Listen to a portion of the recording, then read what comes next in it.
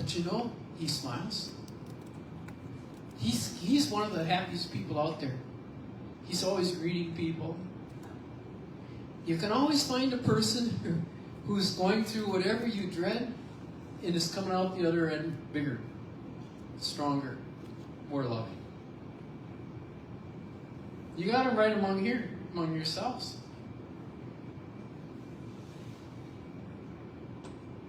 Now you have to have help or you go under.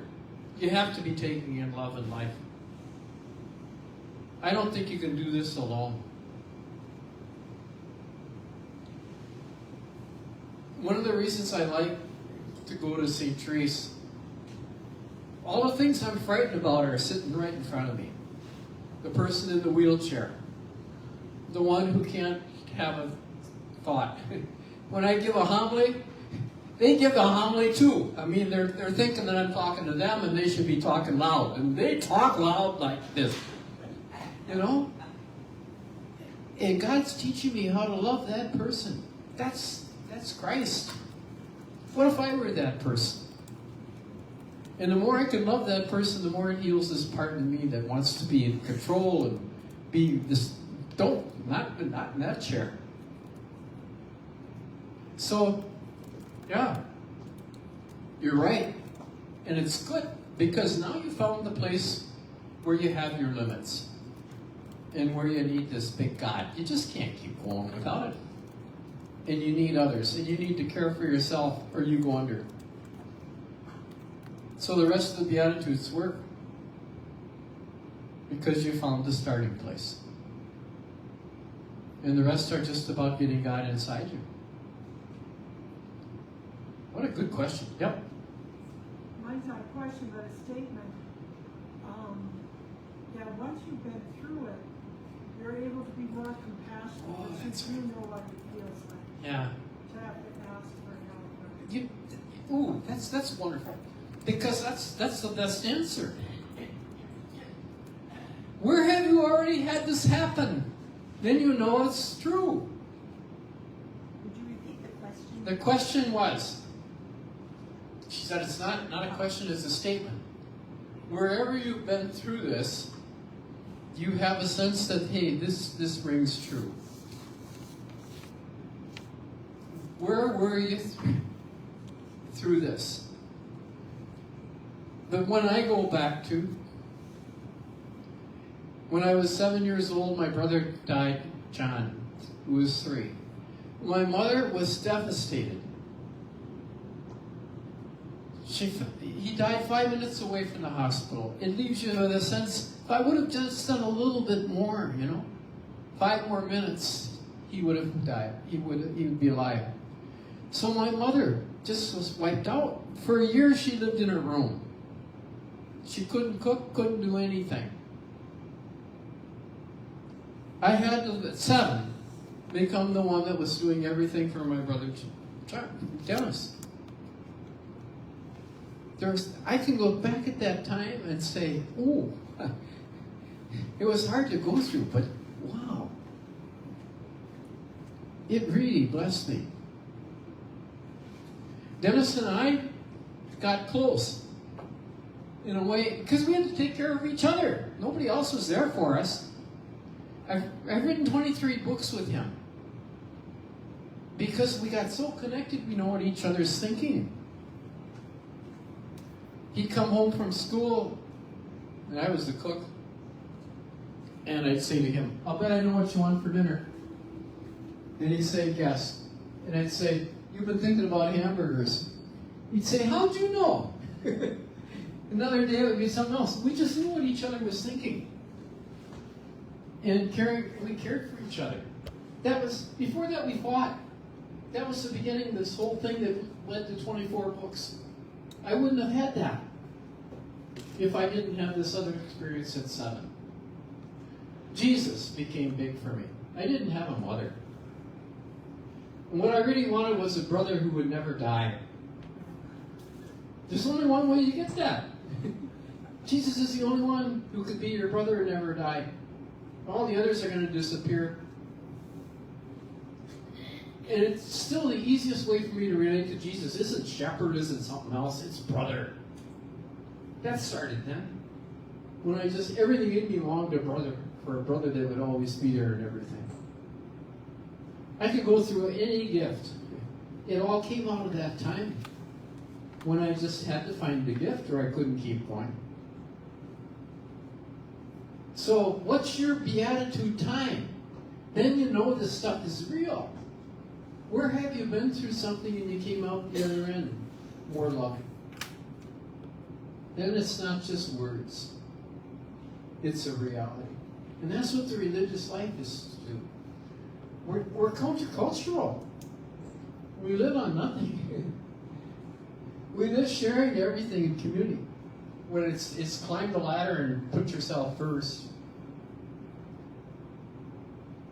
We're to be people who show the world that the Beatitudes are real. And they can see it gives us life. Obedience, go wherever. My gosh, what do you mean? You're supposed to climb the ladder and have your own way. No, it works the other way. Okay, so that's a great insight. Maybe the best thing that you can do on this retreat is just go back to a time when the Beatitudes rang true. And just see what gifts have come. That's why I gave you those 2 sheets. They got all kinds of questions in there where you can find how whatever happens to you is gift. It's not just the end of the line, it's the beginning. So one of them, thanking God for growth from hurts. Did hurt make me more ready to admit that I'm needy? I'm under number 1. I must trust more in God who can then use me more. Did it help me pray better? Pray more.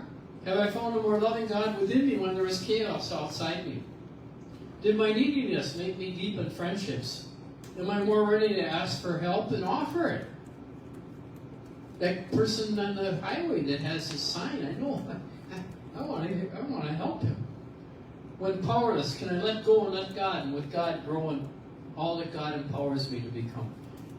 You can take any situation, go through those, you can find gifts.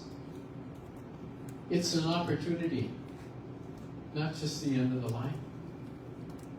And the best thing is if you can remember when it happened to you, then you know it's a reality.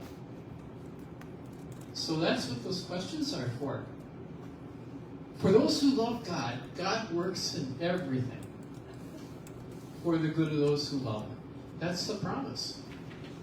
Where has it been a reality? And where can it be a reality wherever you're going under? Where is it a way that you can find this bigger love? For God, for others, for yourself. Any other question? Yep, you got another one. Yay, wonderful. What you thinking?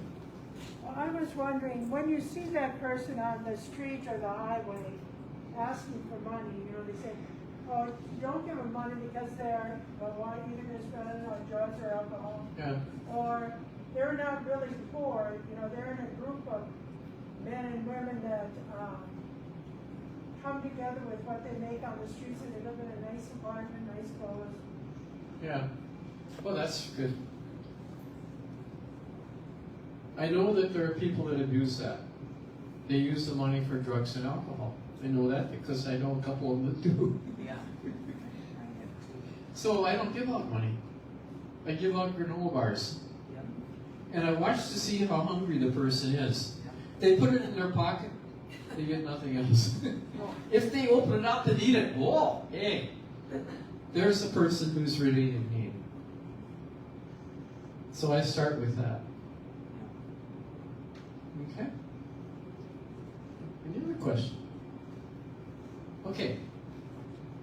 So let's just find where that's true for us.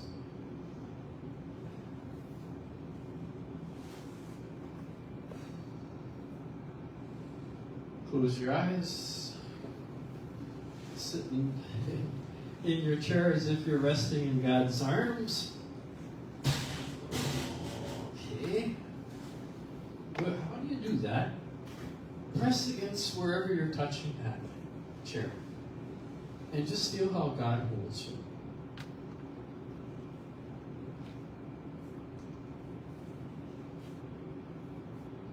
The chair holds you. Even when you're not thinking about it, God the same way. And where you're touching that chair, just tighten up those areas and let go. As a way of saying, God, that's the way I want to be in your hands. I just want to rest and not be in control, and you're always there.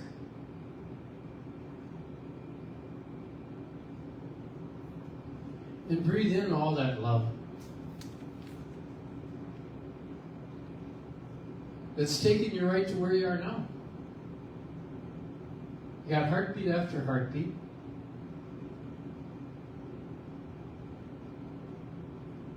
Whatever difficulties have come, God took you through, or you wouldn't be here. You'd be depressed, you'd be suicidal, you'd be... Some way you wouldn't be right here the way you are. Breathe in how this God has held you and taken care of you.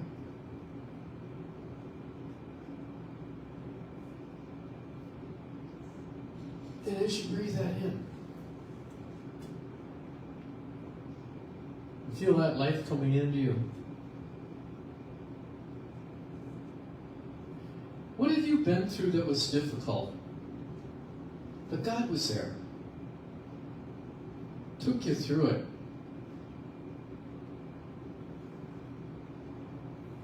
Like when my brother died and my mother was gone for a year. Where have you been through something that was difficult? And you grew.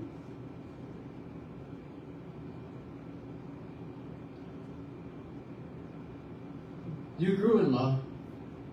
Depending on something bigger than yourself when you were going under. Some way.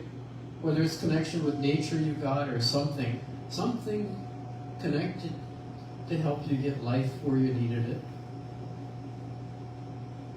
And you connected to others. And you had to care for yourself or you would go under. Take a couple minutes of silence. Where have you been through something that was difficult? You go back and you can say, hey, that was the place where I was gifted. I'm a better person because I went through that.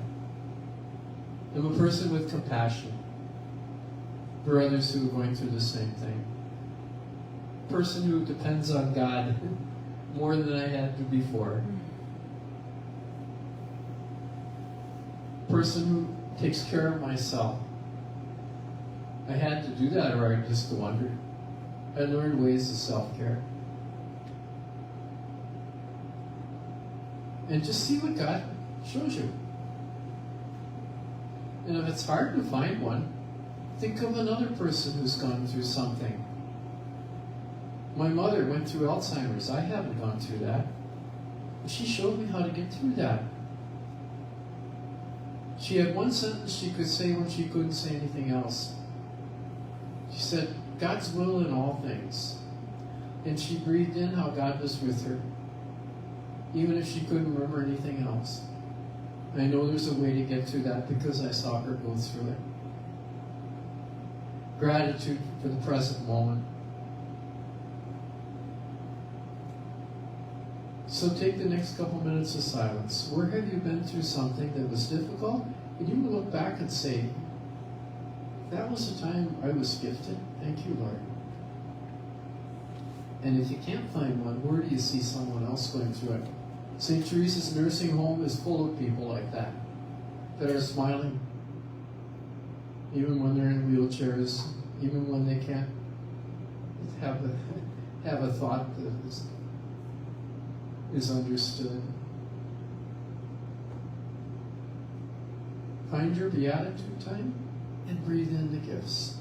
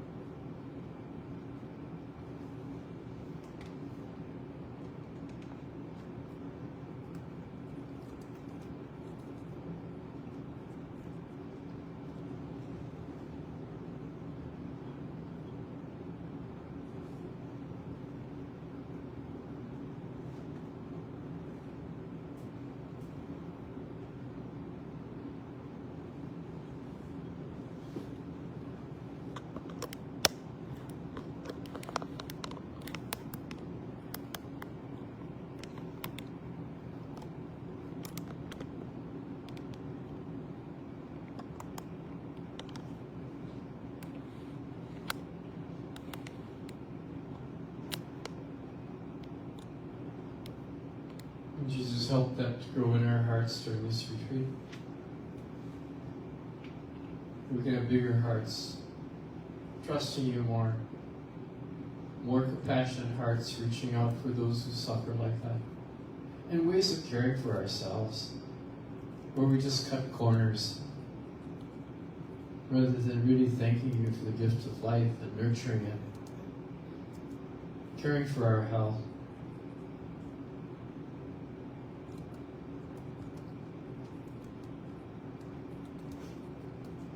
And we thank you for where that's happened in us and where we've seen it in others. Every way we know that we can be blessed at all times, not just the easy ones. And the ones that shape us the most, make us most loving, are the ones where we most struggled and had to find a deeper love. Thank you, all our heart, for where it's happened in us and where it's happened in others. And we know it can happen in us too.